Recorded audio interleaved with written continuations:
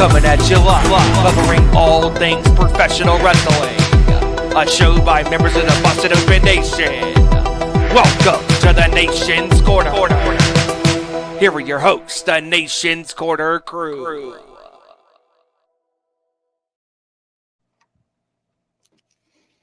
It is Saturday, and you know what that means? We are back live an hour early. And why are we an hour early, you say? We are an hour early because AEW Full Gear is coming up, but we'll get to that. I am Debhausen. I'll be your fearless leader tonight. These guys are in trouble. With me is a couple of my favorites. We're going to go in order.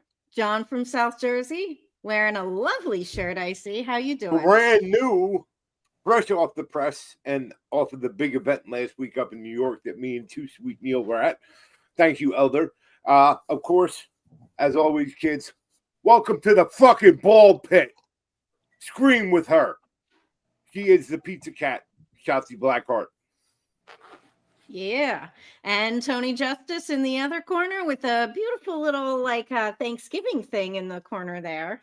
I can't point to it. Where is it? Well, he is a turkey, so down there. And I see he's not wearing a wrestling shirt. What are you wearing? I am wearing Dave LaGreca's favorite band t-shirt. Band! Band! Hey. Sir, band! And in the other corner, underneath me, is Mongrovian Mike. How you doing? Hey, what you wearing? How's it going? What's up? And I'm wearing, the man of the pretty much the weekend for me was like Yes. He's on SmackDown. I mean, he's on Raw. He's on live on the pay-per-view. Then he's at the big event saying hi to the boys in Brentwood. He's all over the place, and he's on Sirius XM. Yes. Pro Wrestling Nation, wanted And man. he's Dolph Ziggler. Wanted man. Yes. Yes. Yeah. AKA Dolph Ziggler. We're allowed to call him Dolph Ziggler. We will get into that a little bit. I definitely want to talk about all the events that happened over on the WWE side today. But first, whoa. What shirt do you have on? You wanted to see all of our shirts? Yeah. Share with I class. have on this brand new shirt from Scott. Oh, nice. Blood Look at Runs that. Blue. Yes. Heck yeah. It was the special 1 hour t-shirt that Pro Wrestling Tees does. I get the text from Pro Wrestling Tees, so like every day I get texts of like new stuff. Every week they do a Top Rope Tuesday shirt, which is like a shirt that's available like just a 1 week only. But then on Fridays, I think it usually is, they do a 1 hour only shirt. Goes on sale at noon Eastern. So I get the text. I saw this one. I was like, I'm getting that. And I definitely recommend if any of you see these 1 hour shirts that go on sale, if there's something that like, you're like, oh man, that looks really cool, get it. Because, like I said, they're only available for 1 hour only. They take the orders, they legit ship them out immediately. An hour later, I got an email that it was shipped. Yeah. So Nice. they just, whatever orders come out in that 1 hour time, they print them, they ship them immediately. And so they're, good, like limited edition stuff. Yeah. Like not And that many people are going to be buying them. Because they only print them for an hour, it's fast turnaround. They print out whatever's ordered in that hour, and then it's out. So it's not that usual, the wait when you're waiting for the crate and the shirts or whatever. Oh my God, order. Oh yeah. Their regular orders take like 2 months to come in, but the 1 hour... The 1 hour only shirts are great. So as soon as I saw this one, had to get it. Hot off the press. Hot off the press. I want to start the show today talking about what we just saw finish about an hour and a half ago. GCW Dream On from the American Dream Mall in New Jersey. Yes. Not far. I wish I could have gone, but it wasn't in the cards. Shocking ending to the show. I don't think any of us saw that coming. if you want to avoid spoilers, I'm sorry, not going to happen for this one.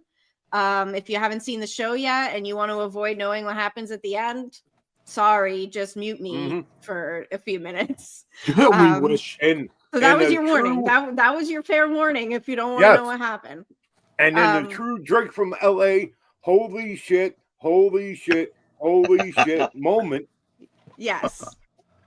Yes, we got a title change for GCW. The reign of Effie has ended. Effie was a great champion. He defended that title pretty much on a weekly basis in a lot of other companies as well. The reign of Effie has ended, and new Atticus Cogar, GCW champion. The final nail. Wow. And let's just say Effie, if you're gonna rate how often champions defend their titles throughout every single company, the two big ones included, Effie kicks all their asses. So I believe he put out a tweet earlier last week.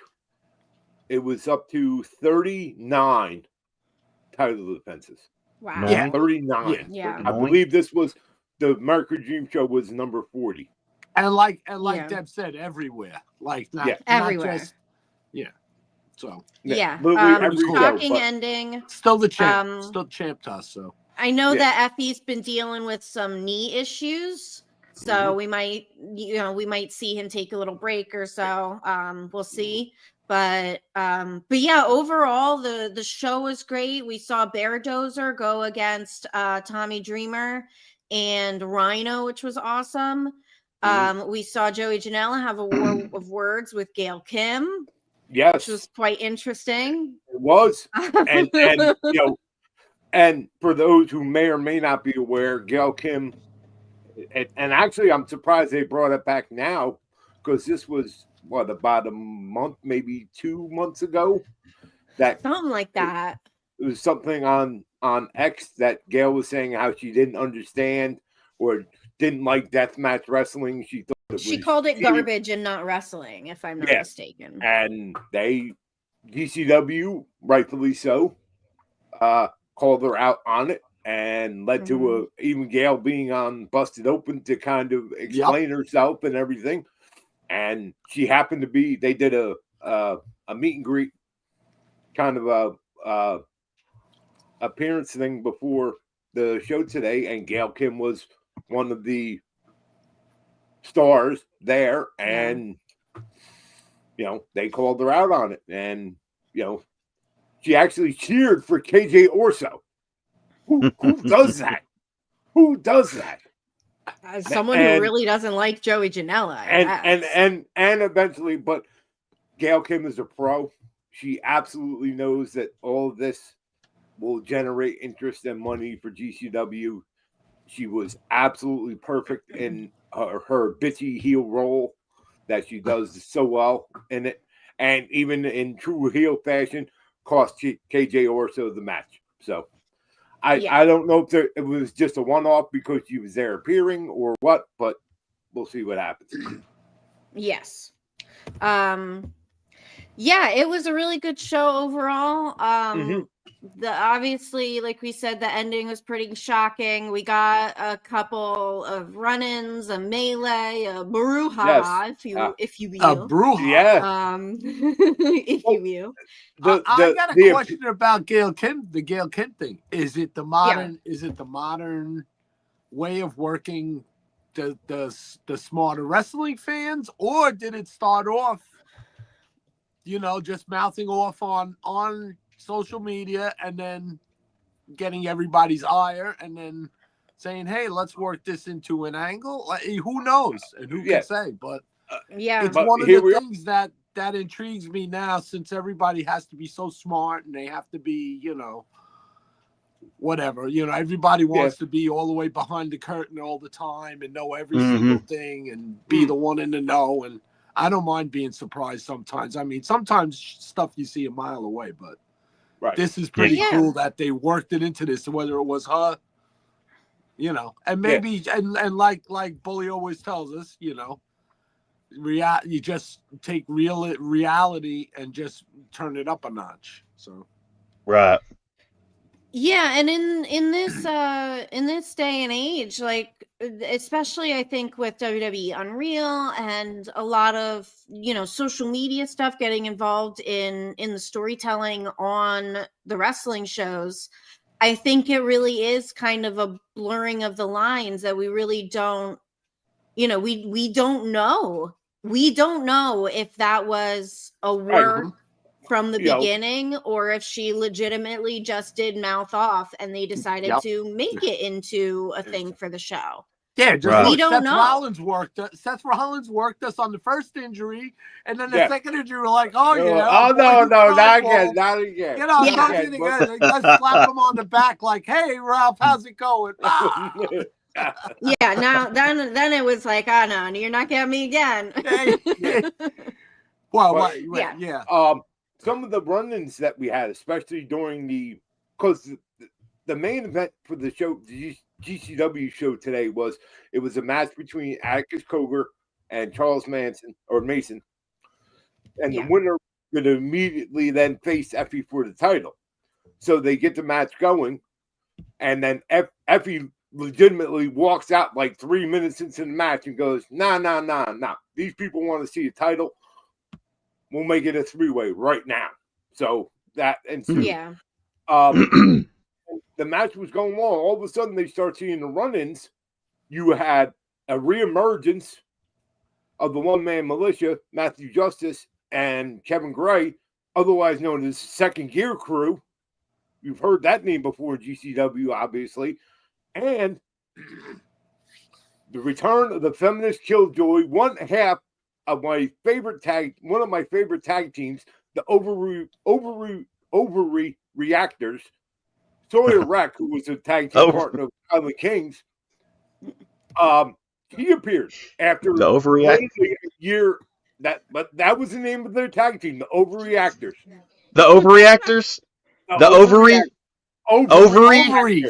Actors. Actors, yes. Okay. Or over reactors. Yes. Oh, well, I thought they were acting like ovaries. It was the ovary. I thought he was talking about a band that Chad loves. No. But Sawyer has been out of wrestling, quote unquote, retired for over a year, and that was another holy shit moment for me because I'm hoping that this is leading to that Sawyer's coming back to wrestling, which would be very cool. Yeah, I'm not quite familiar with her, but I have heard about her, and yeah, I'm intrigued. I'm interested. So yeah, we'll see where that goes. But yeah, GCW has been killing it lately. We sing their praises all the time. Watch their shows. Every show's on Trailer Plus. It's well worth the subscription. And make sure you watch it on January 31st because I know I will be, and I'm hoping that Deb will be. We'll be there live to see him in Harris in Philadelphia. I'm gonna see. Not set in stone, but we'll see. We'll see if we can do it. All right, moving on to WWE before we go over the Full Gear card and everything. We did have an eventful week with the Cena tournament. Last week on SmackDown was the Matt Cardona surprise, and then this week on Raw was the Dolph Ziggler surprise. You know what's weird to me? Okay, so when I just want to bring this up real quick. Nick Nemeth. So when he first left WWE, everybody gets annoyed with name changes. It's like, oh my God, I gotta get used to calling him Nick Nemeth now after so many years of calling him Dolph Ziggler. And I think because he's on Busted Open weekly, like I personally got used to it pretty quick. I got used to calling him Nick pretty quickly. It wasn't that difficult because we talk about him a lot. We hear him on the radio a lot. He's on TNA every week. And then now all of a sudden he shows up on Raw as Dolph Ziggler. And I'm like, wait, now my brain has to go like, no, that's not Nick Nemeth. That's Dolph Ziggler. Well, when I explain to you in dollars and cents why they both yes, agreed I'm to not going arguing. back to those names. Yeah, it makes and- dollars, so it yeah. makes sense. And Yeah. amazingly, like within a day, those same names were on sale on the WWE shop where Right. everyone is cashing in. Oh So my God, of course. If Nick- anybody had anything pissed off about that, it's Cardona, because he couldn't get the pro wrestling tees fast enough to get a he Zack Ryder. automatically tried probably to set up his gimmick table over next to the WWE. Like, Yes. what do you mean? What? With the fanny Gotta pack. fill that fanny Yeah. pack. And you Gotta fill know that what? fanny You know pack. he was backstage. He was backstage having his wife, his more popular wife, sign a bunch of shit so he could sell it on You sell it Whatnot. on the the game, next yes. fucking Of day. course. Absolutely. Of course. The He man's ain't a stupid. genius. He's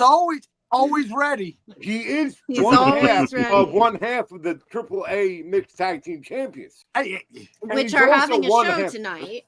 And he's also one half of the women's intercontinental champion or women's U.S. champion. Yes. Yeah. Yes, she is. There she is. I salute her. Yes. We salute Chelsea. She's amazing. She's Yeah, so we got Canadian. We that don't on salute. Raw. You know, I don't watch Raw or SmackDown every week, but the last two Raws I decided to tune in, obviously because of the Cena stuff. And last week with Cena winning the IC title against Dom, I'm glad I watched that because obviously, you know, that was a huge moment. And this week, I think Raw was a really good show overall. I think the show from start to finish this week was way better than last week's show. Last week's show, I thought that the Cena and Dom part in the first 45 minutes was awesome. And then to me, it sort of fell off a little bit. But this week, it kept my attention like throughout the whole show. Well, and Dom is just the star of everything as far as I'm concerned. Yeah. Nah. They absolutely, like I said, we have always commented about what we like, what we don't like, and why are they doing this and why. But I always keep coming back to the same thing. I have enough faith and trust in them that they're all going to make it good and make sense. And especially coming out of Raw, you have even new angles now. You have a Nikki Bella heel turn. Now that their champion Stephanie has, well, all right, I'm not going to sugarcoat this. I hope that Bob Primera wipes her old ass from one side of the ring to the other and then fucking embarrasses her. This is horseshit. Because she's a Hall of Famer, and once upon a time, everybody loved her. Nikki, you weren't that good then. You certainly aren't on the level of Stephanie Becaire now. She is going to make you look fantastic in this match, but you're not going to win. And why is she trying to overshadow during all the Cena stuff? It ain't going to happen. It's not going to happen. She's, But stop trying to get I digress. But it is shine. an interesting story going forward, and the fans seem to be absolutely embracing more of this heel Nikki Bella than her being everybody's friend. Right. Yeah. Matt out there asked about everyone's thoughts on Cody's promo too last night. I want to know Tony's thoughts. I thought that was friggin' awesome. Cody's promo. Anything? Cody's promo was freaking fire. Like he came out lit up like a firecracker when he came out there. And standing on the announce table, that seems to be like a popular place when you really want to get your point across. You don't just get in the ring, you get on top of the announce table. Remember when R-Truth came back and got up, and Ron Killings rather, and got up on the announce table? I mean, it's like you get an extra set of attention up there. So, and Cody just, I mean, making one point after the other. My favorite line, he said, it was War Games is his damn birthright. And he made that comment about Braun Breaker Steiner. about history says a Steiner, or I don't remember how he actually said it. A Steiner's never beaten the Rhodes. History Yeah. has shown that Steiner's never beaten the Rhodes. Yeah. So I mean, from the beatdown that Drew McIntyre did in his bus, I mean, it looked like he was standing on his head in the bus when they showed him. But to come back out and cut that promo like that, I mean, it got me invested. I'll have to say it got me invested to watch War Games next weekend. So I was already going to watch it, but this you know, it's making it more intriguing. Put it that way. Yeah, I'm watching War Games like first and foremost for wait. I'm sorry. I have to correct both of you for a second. It's War Games. Yeah, War Games. Back. Yeah. War Games. No, I will be watching for Cena and Dom. That specifically is the main thing that I'm interested across WWE. I think it's very telling that Dom not only got to wrestle Cena in his last 2 Raws, but will now wrestle him in his last pay-per-view. Not only wrestle, have 2 promos with him in the ring. 2 in-ring promos with the guy. It's like that's pretty telling in how they think of Dom and the plans that they have for him in the future. It just shows you that John Cena buries people, buries talent, young talent to the very end. To the bitter end, John Cena is just burying that fucking talent. The golden shovel. Son of a bitch with his 5 moves of doom. So they say. 3 more moves than Steve Austin used in his later years. He is a sum up gun, that John Cena. Yes, he is that John Cena. So I also wanted to talk about the whole situation, since I didn't see SmackDown last night because I was watching Pro Wrestling Revolver, which was also a great show. So the whole thing about Sheamus not being cleared to compete in the tournament match. Right. Okay, so what? Somebody explain to me what's going to be going on. Do we still have a surprise that might be happening? Yes. Yep. We're going to find out actually Monday night, because Sheamus was supposed to take on Rusev in the next round of the tournament. Okay. But Sheamus is no longer medically cleared, so you have now an opening for a surprise mystery replacement opponent for Rusev in the last time is now tournament. Does Rusev know his name? Maybe. He may have to say it. I don't know. You know.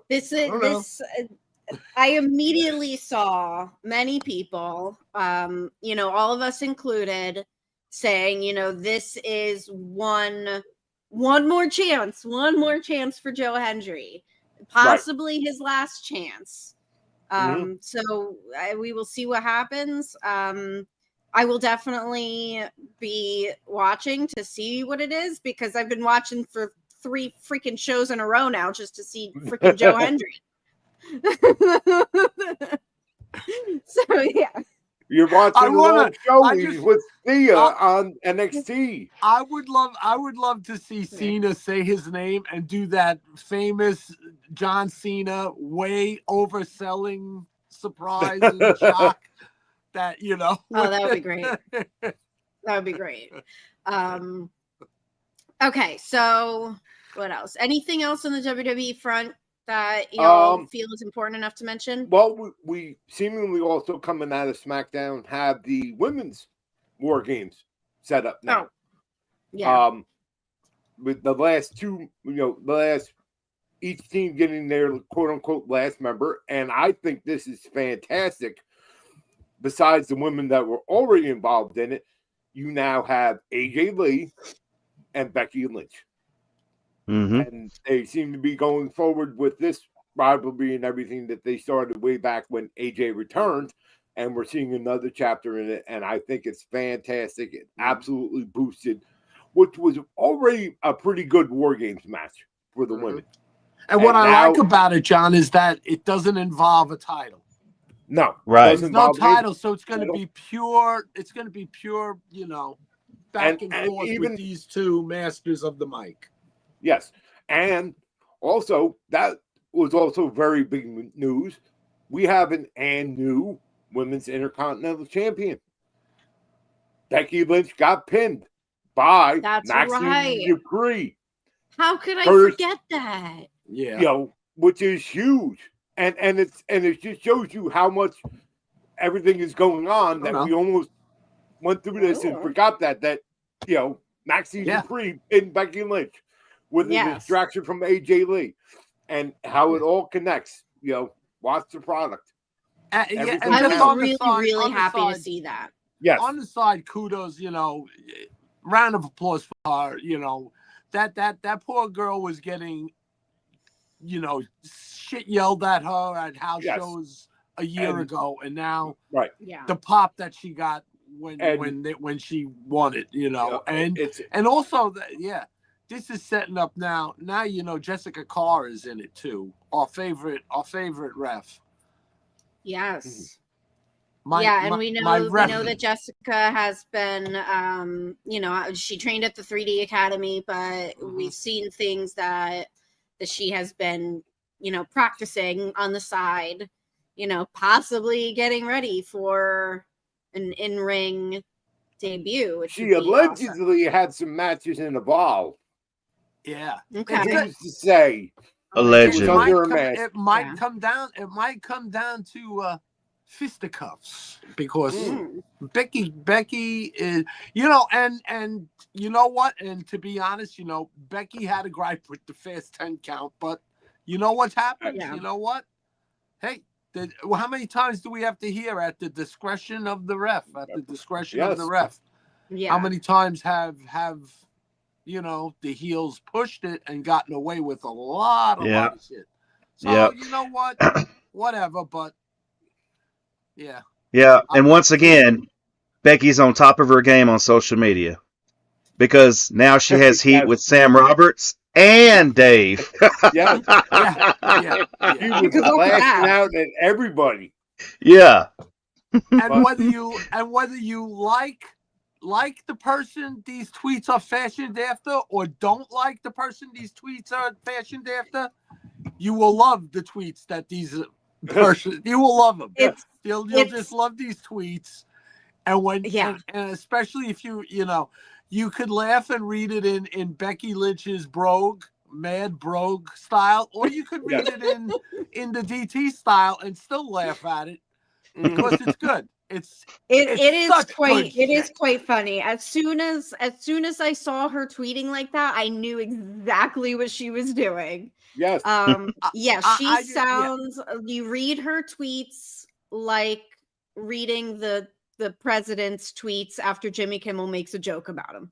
It is exactly that. And it is so funny. Yeah, when these wrestlers use the social media like that, that's when my head doesn't explode and I laugh and it's great and I say that's awesome. Please keep working us, As much shit as I give like Seth Rollins, he worked me on the injury. You know what I mean? Like I love that stuff. Work on a lot of work stuff. Us all. Work us all.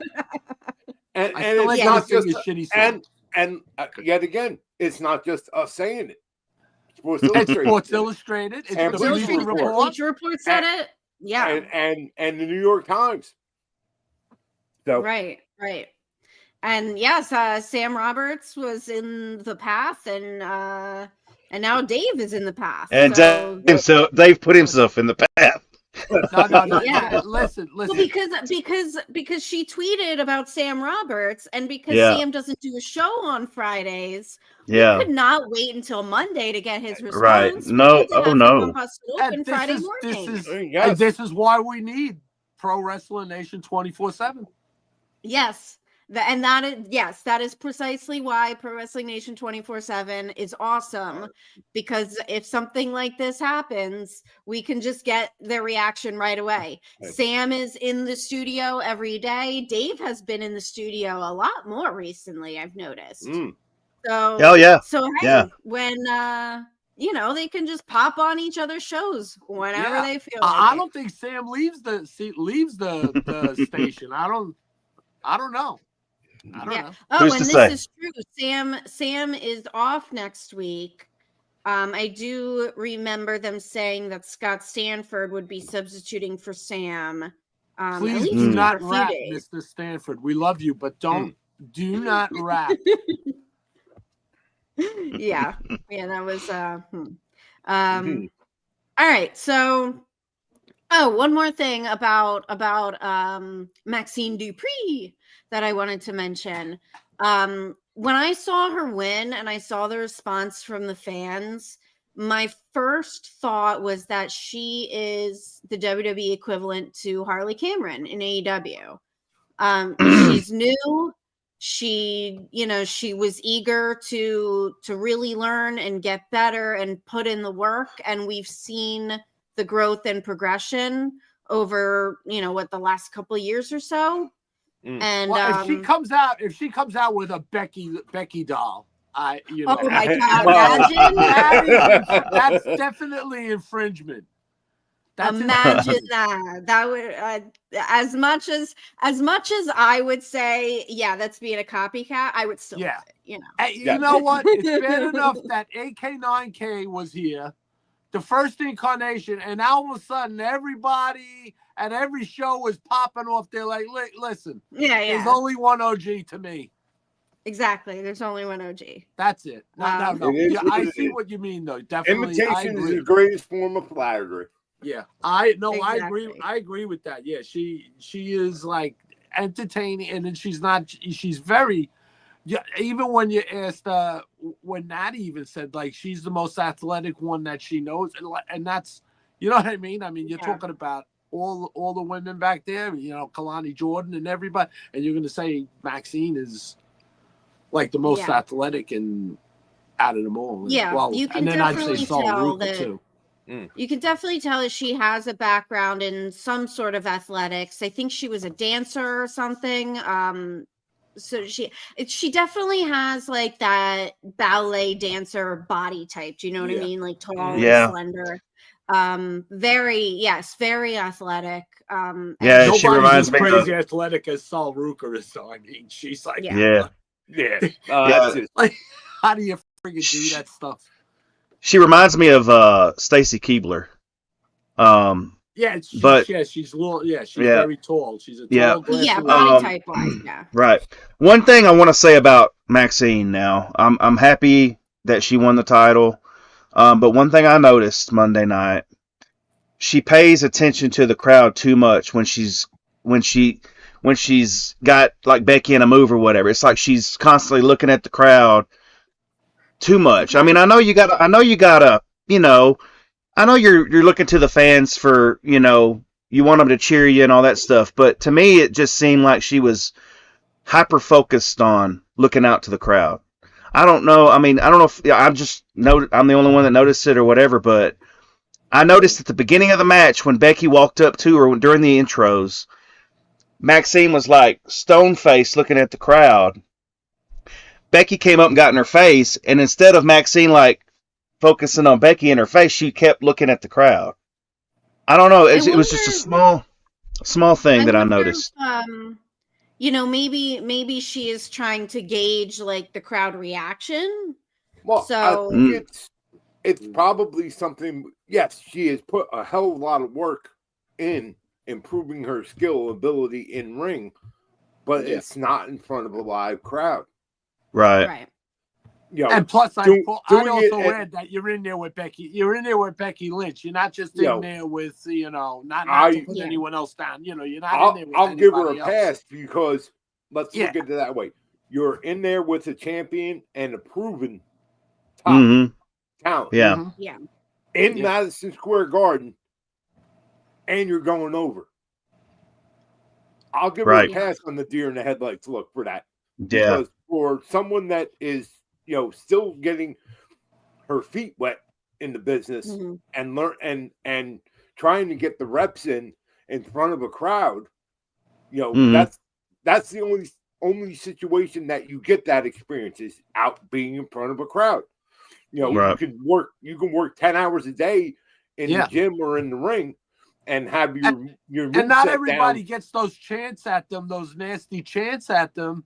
So you know what? That's probably always in the back of her head until she has the crowd behind her. Yeah. So it could be that, but it's definitely nerves, Tony. I think because she was you're thrown in the deep. You're in a program with Becky Lynch. That's the deep. That's the a lot. Deep end of the pool.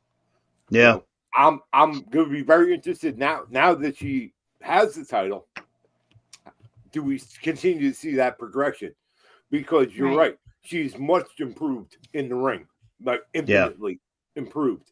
Now it's all the other stuff. Now she is going to have more TV time. She's going to be out in promos and in the ring more. And, you know, now it's like you said, she's in the deep water. It's sink or swim. Mm-hmm. Yeah. So we'll see.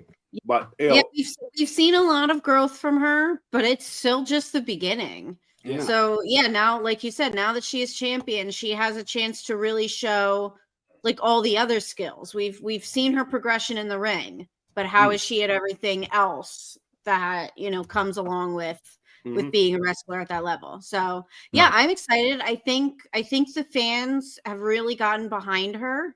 And that's why I made the comparison to Harley Cameron. It's to me, it's very, very similar path that they've both taken. Yeah.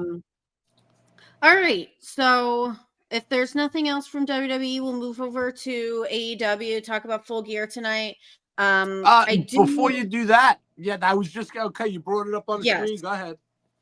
Yes, Tony Khan was on Ariel Helwani this week. I saw he did a whole bunch of interviews, lots of media, you know, the whole week leading up to Full Gear.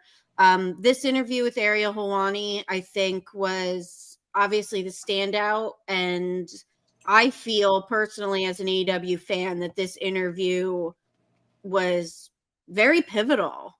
He was on Ariel's show, was it 2 or 3 years ago?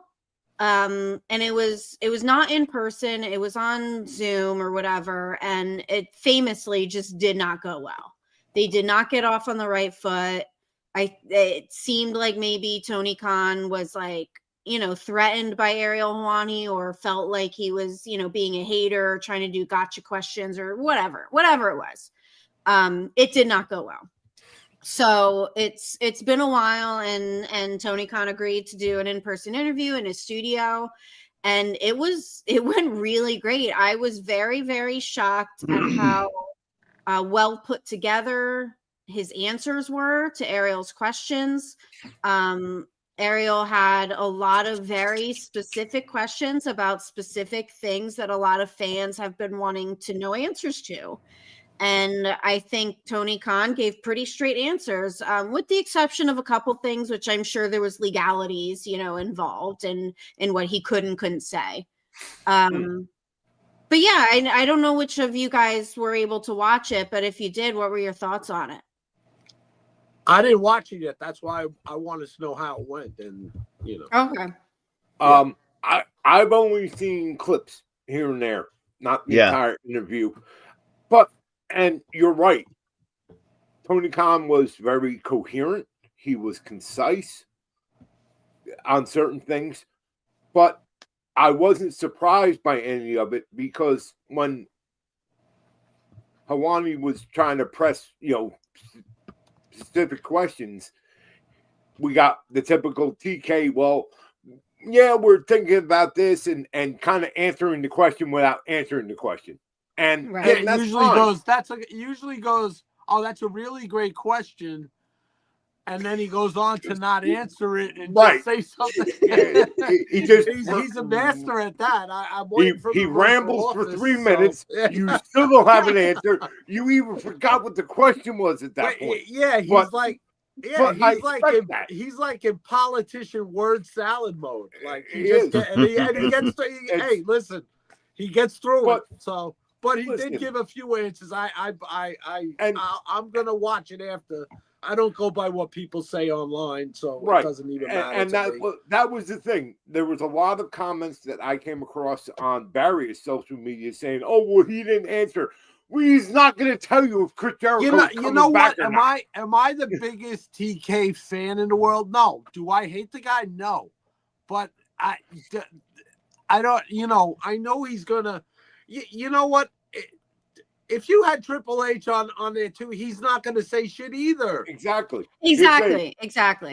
And so one thing who you have, if you have the CEO of any company, of of Walmart, of 7-Eleven, of any. They're not going to tell you the secrets. Joe's Garage around the corner. They're not going to tell you what.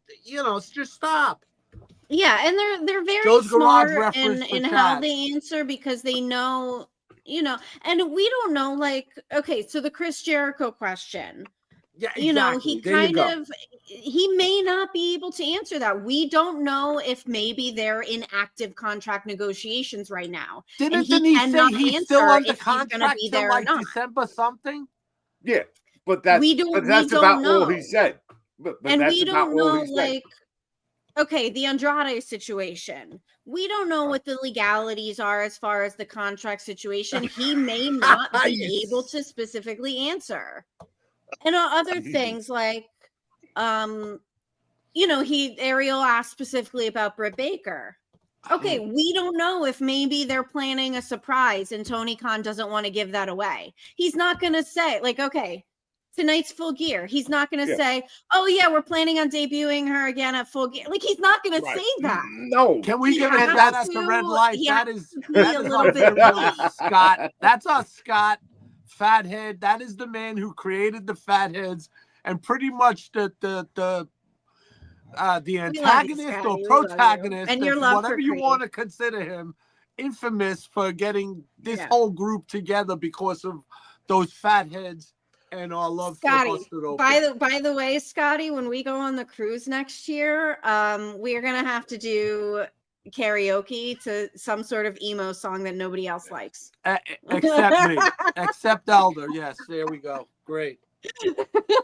And you have to dedicate it to Mongrovian Mike right before you start singing. I know that a few weeks ago I submitted myself to a karaoke and I said, oh, I'll sing Guns N' Roses. What song does the birthday girl pick? She picks freaking Paradise City. The one song that is one long breath.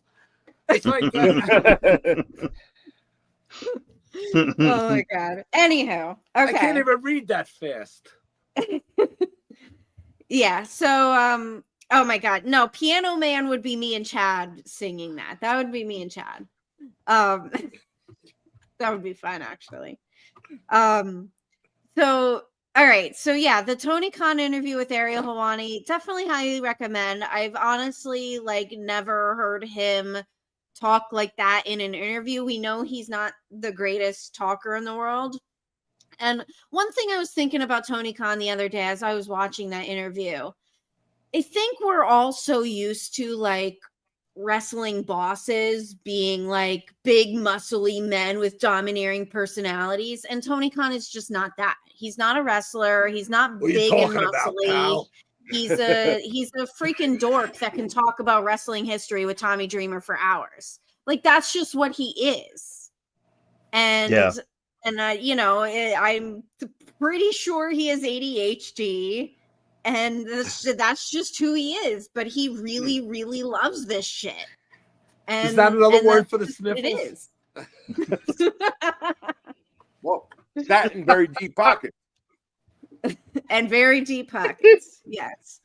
No, listen, man. At the end of the day, that guy's a fucking fan. Just stop. He's getting it slowly but surely. He's a little hooked on the Death Riders, but I'll lay off it because I don't want Marina Shafir to shove her socks down my throat. Yeah. Don't make her. Andre about that. Yeah, don't make her. Yes. Talk to Andre. All right. Why don't we get into the card real quick? We got 15 minutes before Tailgate Brawl starts. So Tailgate Brawl is on. What I think they're doing is Tailgate Brawl is on the platforms. It's on TNT and HBO Max. And 0 Hour with the pre-show panel with Renee and RJ, and I think Jeff Jarrett's on it too. That's on completely free platforms. It's on Facebook, YouTube, Twitter, and Prime Video. So what I think they're doing is on the completely, totally free stuff, you can watch the pre-show panel where they show the video packages and pre-taped interviews and blah, blah, blah. On TNT and HBO Max, which are platforms you need a subscription for, that's where you get the tailgate brawl with the pre-show matches. So I think that's what they're doing. It is a little confusing for a lot of people. Like, why do they have 2 pre-show stuff at the same time? But that's kind of what I figured out as to what they're doing. So I don't want to really get into all the tailgate brawl stuff. Other than I think really, so we have the CMLL World Trios Championship with Takeshita, Okada, Hechicero versus El Sky Team, which I think is Mascara Dorada, Neon. I'm not going to attempt to say it in the Spanish accent. Come on. Channel your inner Denise Salcedo. And I cannot. No, Denise said it with that. Play, Denise said it with the accent this morning. I'm not going to attempt. I am not Latina. Okay, I'm not Latina. I cannot say it like that. But my point is really that in that match specifically, there will be something going down between Okada and Takeshita that has implications elsewhere, furthering the Don Callis family storyline. Really? Has there not been ever those 2 on the same screen together? Has there ever not been anything going on? We're all waiting for the inevitable. We are absolutely all waiting for the inevitable, which is, of course, Takeshita versus Okada. And so far, it's been very entertaining how they're getting there. Yes. Yeah. And as much as I want to see that match, I'm in no rush to see it. Let them play it out the way they've been doing it, taking the little swipes and jabs at each other and everything, and let it build to the point where it's absolutely mayhem. Everybody that was nervous about Okada all of a sudden being a heel after being a face like since the day he was born. Right. Yeah. Pretty good. My favorite thing that they've done to each other is when Takeshita was on the TV and Okada just hit. Said so sorry. Oh, so sorry. That's my favorite. That's my favorite one. So sorry. Hit wrong button. So sorry. And like, I don't know. Hasn't Takeshita hit his finisher move and then Okada tags in and gets the pin? Yes, or opposite. I don't know who, but Okada keeps screwing Takeshita over. So yeah. Let it breathe. That's going to be awesome. We're all waiting for the inevitable to happen, and I think part of the reason why Don Callis is amassing such a large group is because we will see these splintering things. Okada and Takeshita mainly. I almost wonder if it's going to lead to a total split in the group. Like some people will take Takeshita's side, some people will take Okada's side. I wonder about that. And I agree with John Bay in the chat here that something will happen at Wrestle Kingdom in January. Okada is facing Tanahashi on his last match, his retirement match. Something's going to happen there. That's going to be interesting. And then we also have on the tailgate brawl, real quick before we get into the card, the $200,000 tailgate brawl 4-way. Juice Robinson was really excited about $200,000. Mainly what I'm looking for in this match is whatever happens between Anthony Bowens and Max Caster.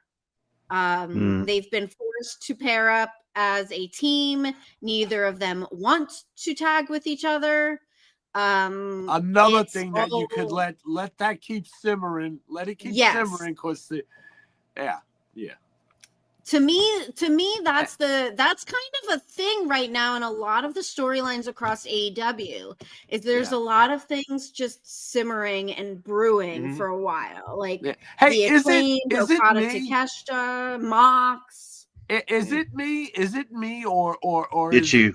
No. Is Bowens more of a heel? Like the people are when the Acclaim broke up, Max was the one getting booed. Right. Yes. But is Max the one getting more like he's getting that silly chant over and Bowens is not getting any any love. Right. So, Yeah. so for me personally, as a huge fan of both of them, I have really enjoyed this entire story arc. Like when they broke up, we all kind of were wondering why the fuck they broke up. But I think to me, it's really interesting because, Max did his thing, the best wrestler alive, and we saw how slowly he actually started to get that dumbass chant over. And like and like every week he was doing his open challenge 5 minute and never bullshit winning and never winning. And every week we would see him having to go against some behemoth and he would be like, what the fuck. I'd also like to say about Max Caster on the side, I'd say like 90% of the creative pro wrestlers, the songs they come out to are written and sung by Max Caster. So, I mean, Love Doug, Bobby Orlando. This is the Bobby Orlando song. Bobby is the goatess. Yeah, Bobby is the man. This is the Bobby Orlando song. It's just like all their songs are pretty much him. So I just wanted to say that. Yeah, so I'm really looking to see what happens between them in that match mostly, and the eventual Acclaimed reunion that we all know is going to happen. Right. All right, let's get into the main card real quick. There is 1, 2, 3, 4, 5, 6, 7, 8, 9 matches on the main card. 1, 2, 3, 4, 5, 6, 7, 8. Oh. So, so let's Pull them start. out, Deb. I'll hit it. Okay. All right, guys. Hold it now. Hit it. So let's start with the 4-way tag with the women. Marina and Megan, Toni Storm and Mina, Babes of Wrath and Sisters of Sin. Babes of Wrath, let's go. I am also going for the Babes of Wrath just because I absolutely freaking love them. But for something in me is just saying that I can't bet against Marina and Megan. They are a team so cool they don't need a name. But a lot of times these kind of matches, always you do that. It's like when you see the big guy, the biggest guy in a Rumble, and you go, okay, this guy, and then and then he slips on the banana peel and gets eliminated. Exactly. Well, not always though. But would I be surprised if they won? No.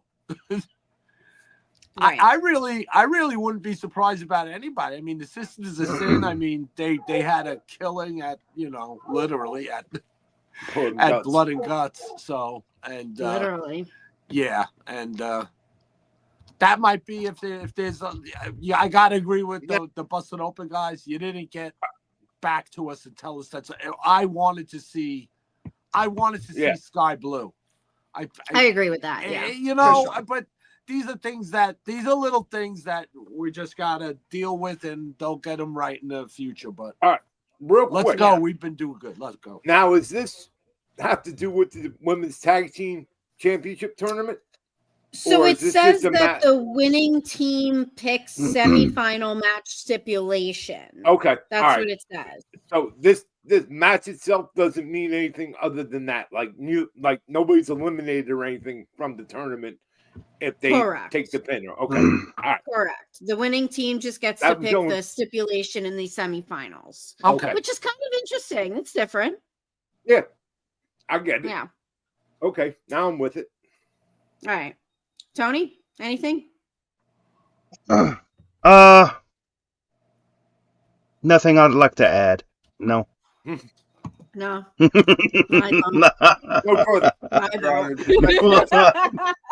Riveting. I will say though. I will say. Doing his Tommy Dreamer impersonation. Yeah. I will. I will say. You are the epitome of information. Epitome. Yeah. I will say though. I mean, the women's roster in AEW right now is pretty strong. I am enjoying what Harley's doing. Of course, she she's just a mainstay and keeping my attention. She gets hurt, comes back, and is still at it. You know what I mean? So, that's gonna be, what excites me is just seeing what they do in this match. It's, Yeah. I mean, after Blood and Guts, I mean, come on. If that didn't grab your attention for the AEW women's roster, I don't know what will. I mean, they Fire. definitely put on fire. Somebody on fire. Yeah.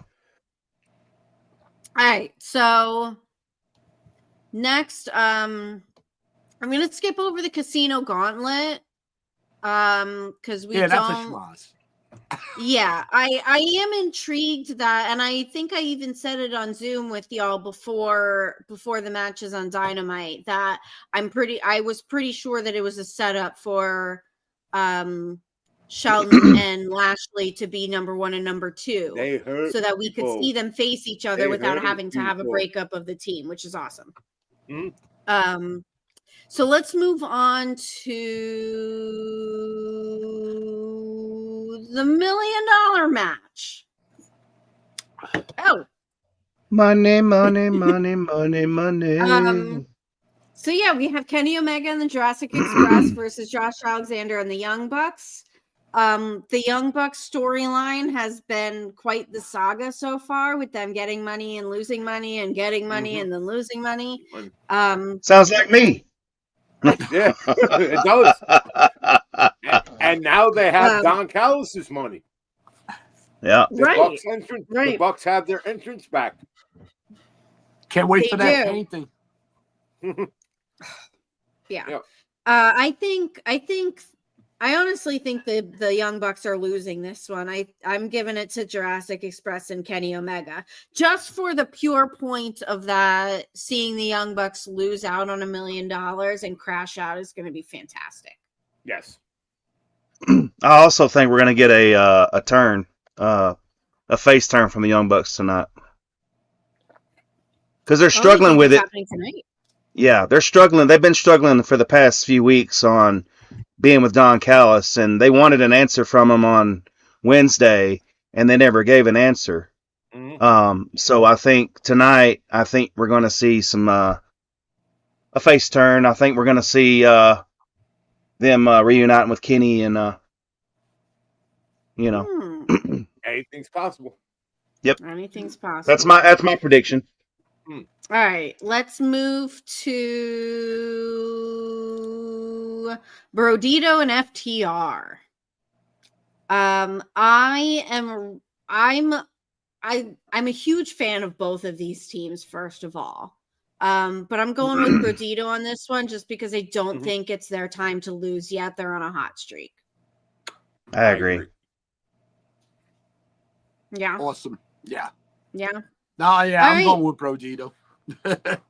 Okay. Hopefully Stokely gets broken in half somewhere. That part. Yeah. All right, so Fletcher and Briscoe. This is the 6th time we've seen Kyle Fletcher and Mark Briscoe go against each other. For me personally, I could legit watch these two wrestle each other every week. Same with Hangman and Swerve. Put them on any show at any time. I'm good. I'm going to go out on a limb and say this is going to be mine and John's favorite match of the night. Mm-hmm. I'm going to go way out on a limb and say that this is going to be our match of the night. Yeah. Absolutely. Right. Obviously, everybody knows why for me, but I love that this is their 6th meeting. And 2nd time, I think, maybe even 3rd time, but at least 2nd time for the TNT title. And you would think that at this point, it's got to be, we've seen this match. We've seen these guys wrestle. And they're fantastic matches, but we've seen it already.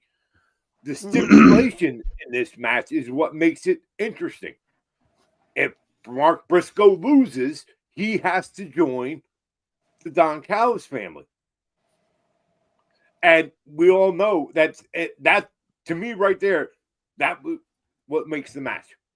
I know it's going to be fantastic between two of them, but to see Chicken have to go to the Don Callis family and leave the conglomeration and everybody else behind, man, let's go, Chicken. I don't want to see you in the Don Callis family. I just don't. It's not, and I'm going to be bummed if that happens, but, here we are. So I think for that reason alone, I think that's why Briscoe is winning. He's my pick to win because of that. Because I don't see him having to leave the conglomeration. I think I know some fans don't quite get the conglomeration because, it is, as the name states, a conglomeration of, various different people that you wouldn't expect to be matched up with each other. But I think it's working, and I think Mark Briscoe is kind of the heart and soul of the conglomeration as a group. So I see him winning and dethroning Kyle Fletcher, which will be just don't ask really Briscoe about HR.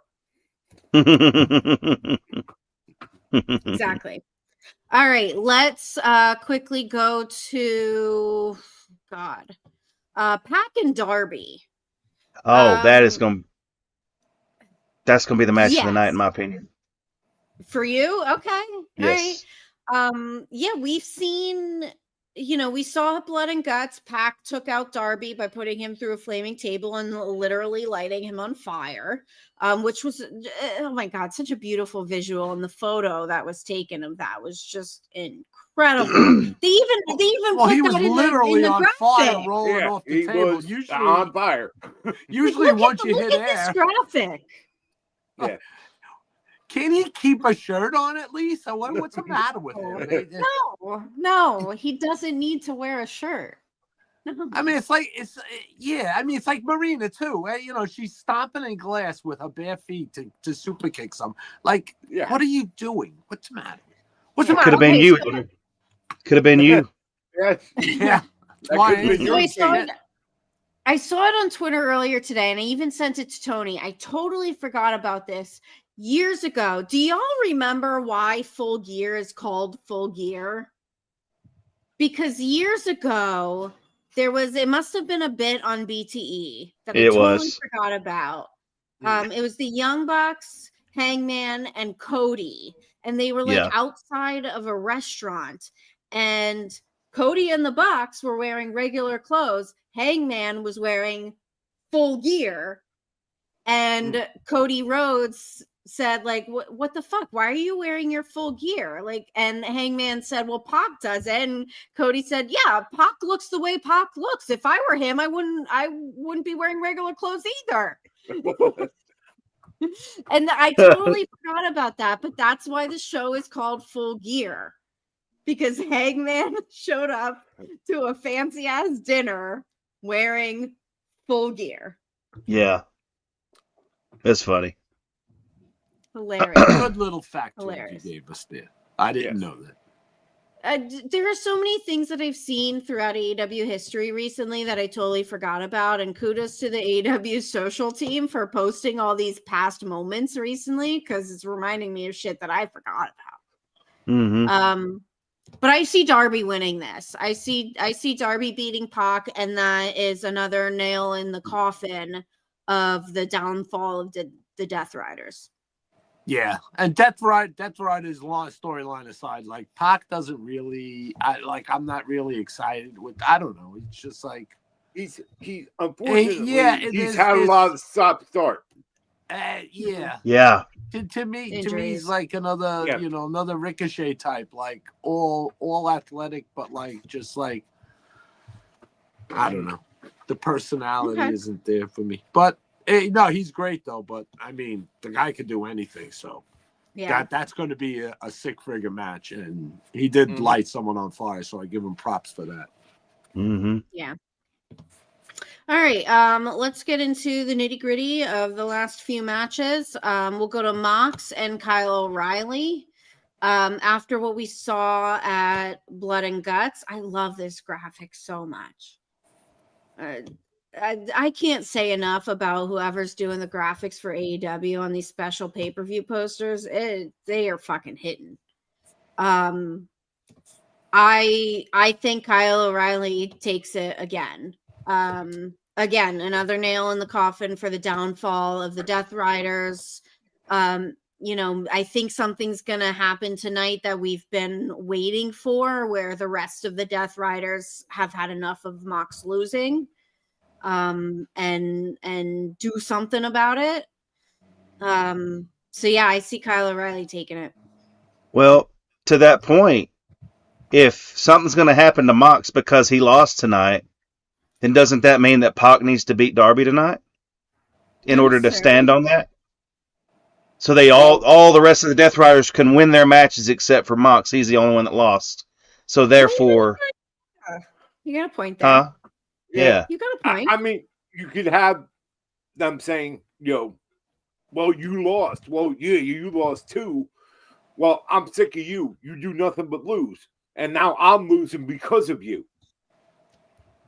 So, right. There's a couple different ways you can do the old, when Shawn Michaels left DX and Triple H took over, they basically kicked out Shawn Michaels because he lost. Mm-hmm. They could do something like that, listen, we're done losing. We're done with all this. We're reforming. We're, revamping, whatever. I just don't think it's Pac. But if Pac, Pac could lose, but it could be because of Moxley. Because let's face it, like they all get there's never a it never end. The matches never end 1-on-1 against one. So yeah, true. So it could be because of something Mox does that Darby gets the edge and beats him. Because I don't see Darby losing really. Right. I don't see anything in. And I know we've discussed it before, and it has been talked about. I still think Marina comes out as the new leader of the Death Riders. I agree. 100%. 100%. If they're looking to do something to totally take Mox out of the picture and out of the Death Riders discussion, if they're going to continue with it, Marina is, to me, the most what the moment in making her the leader of the Death Riders, because she's the only one yet that hasn't lost in any shape or form. That's true. Maybe that could come in the form of this Claudio has taken pins tournament. Wheeler Yuta loses almost weekly or almost every time he's on television. Now Mox is losing. Even Daniel Garcia has lost. Marina's the only one that hasn't lost everything. She's the only one that can Has Claudio? He's taken losses. Right. Not as many, but he has at least one or two.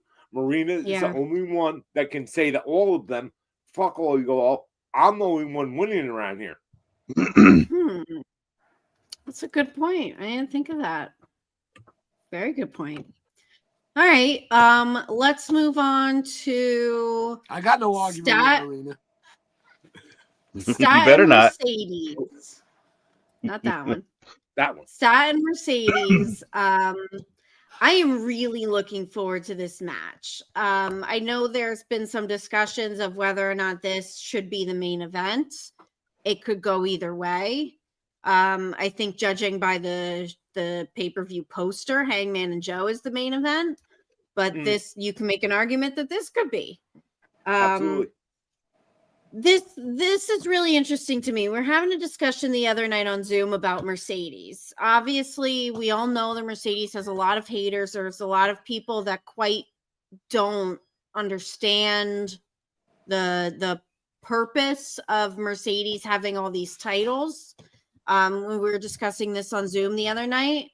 I think, John, you've brought up, for months now, about how the story with Mercedes is that she can have all these titles in the world, but she can't get the one that means the most.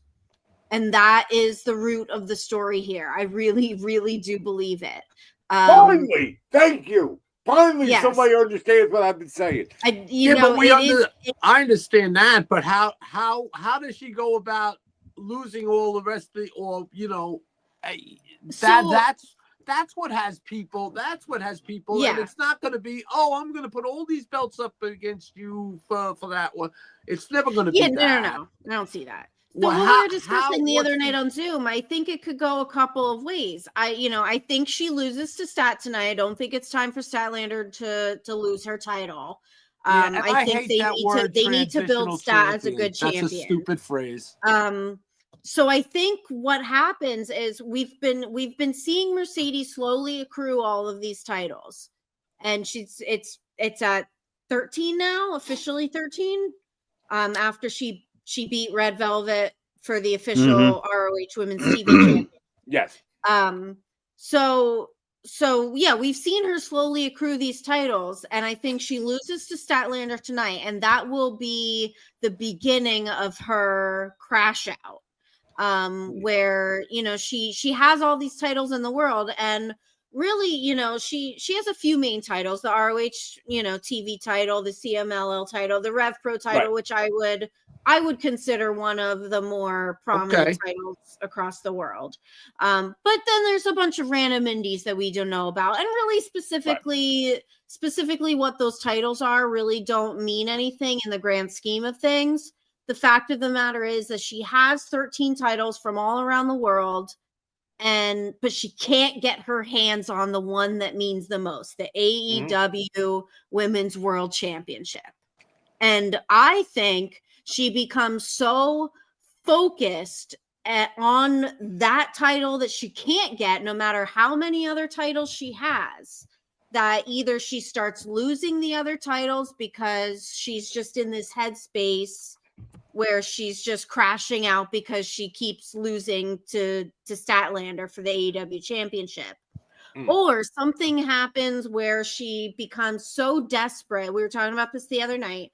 She becomes so desperate that she says, I will give up all my other championships for that one, because that's the one that I need the most. And she becomes so desperate to just have that one title. So how about Moneybags pays and then so as he could pay and have whoever these respective promotions are, their person that they want to have pay and have them come and face Mercedes, on regular shows. Ranging on how big the promotion is, from a Collision up to Dynamite, up to maybe a pay-per-view even. Yeah. But do something, maybe that could be the way, and then people could, maybe check out these other, and I mean, she actually went to these promotions and beat the people and got the belt. And she's defending them. A lot of indies may not have shows that often. They may only run That's shows what I'm saying. months, like, people just don't want them. Like, we just don't want to see one day you saying, I won this belt, and the next day, oh yeah, I just gave it up. No, we want to say, okay, come back. I want to see her lose 13 fucking titles. That's what I mean. I want if that's I the don't way think the we have the story's time go. for that. Yeah. I don't think we have a year, conceivably a year. She got half of them in a month. What does it matter? Yeah, but you gotta figure. She slowly accrued these titles. It's been slow. Yeah. But I'm just messing with you. Which I agree, it would be right for her to go to these individual promotions and do it the proper way and let them put somebody else over to take the title. But I don't think they have the time. Right. I think, and this is what I said the other night, the all-in option. Well, has she gone? Did she go to all these places to win these titles? And was that? Yeah. Was that? Yeah. I'm saying, was that an AEW? Yeah, they're not just giving her the title. She has had matches at these places and then gone back to defend it. That's what I'm saying. I mean, she's not there as AEW. She's there as Mercedes Moné. Yeah. And I'm here. Well, that's part of the thing. I think it's separate from AEW. It's her as a wrestler, as one of the top women's wrestler in the world. She has said when she first left WWE, she said her goal was to travel the world and help elevate younger talent, indie talent, help elevate indie promotions around the world. That it may not mean much to us as just people who watch AEW. No, and we it don't means watch all something these. to We me don't if see all she's these gonna other put indies over the person taking the belt from. That's what I Right. mean. Like if she just Yeah. relinquishes it, okay, that's cool for the promotion that somebody walked with. Yeah, I'm sure it means. They always I'm sure have it means that, a and I'm lot sure to that those helped them. people. Yeah. Like if she came, so my local indie is PPW. They run out of my hometown, literally feet from the elementary school that I went to. And if Mercedes Moné was going to PPW to get and won their women's world championship and then was coming back every couple months to defend it, that would be a big deal in our town. That would be a fucking huge deal. It may not be seen on national TV. It may not be talked about by everyone across the wrestling industry, but that would be a huge deal for that indie promotion to sell tickets in their town. That's exactly what I mean. Yeah. That'd be cool if she does that. I think she might, but I mean, is there logistically a way that she can do it? That's the thing. She's very traveled. But yeah, she should be chasing that. I want her to keep chasing Stat. I definitely want Stat to go over. Oh yeah, Stat's winning for sure. Well, one thing I got to say about it is if Mercedes can't beat Chris Statlander tonight, then she's probably going to be singing to herself in the locker room that she's created my own prison. Because that AEW Women's World Championship, can you say it with a straight face? that is one thing that she's wanting so bad, and she just can't seem to get it. So in a sense, she's created her own prison. So there you go. All right, one last match. With my original statement. One last match. This one. Hangman and Joe. This is it's tough for me because it's no secret that I absolutely adore Adam Page as a person, as a wrestler, as a champion. I have been very vocal. Hey, he's one of them blue sky hippies like you are. Yeah. I just adore him. I love him. I have been very vocal in the fact that I think Hangman specifically is one person that is the heart and soul of AEW. If Tommy Dreamer is the heart and soul of ECW, Hangman is the heart and soul of AEW. However, and I think not however. Since even before AEW officially started, in the BTE stuff before AEW stuff that I've seen, I wasn't actually watching BTE back then, but his Hangman story arc has been one long continuous saga. I've said that time and time again. He's never had a full stop of a storyline and refresh to a different character. It's been one long thing. We've seen his downfall. We've seen the growth. We've seen the redemption. And now he's champion again. And we see how he's handled himself as champion and kind of putting the company on his back. It's not time for Hangman to lose yet. I think Hangman retains tonight. However, I do think that we see the return of Swerve Strickland. I remember a few weeks ago I listened to the Masked Man show on Spotify every week with David Shoemaker and Kazim. And Kaz is he's a friend of Swerve. He's highly involved in Wale Mania and all that culture. And he pretty much said a couple weeks ago, he was like, I don't think it's gonna be quite as long as you might think that Hangman or that Swerve is out for. I've noticed that Swerve has been posting a lot on Instagram, pictures of previous pay-per-views and moments in his AEW career. I think we see a Swerve return tonight.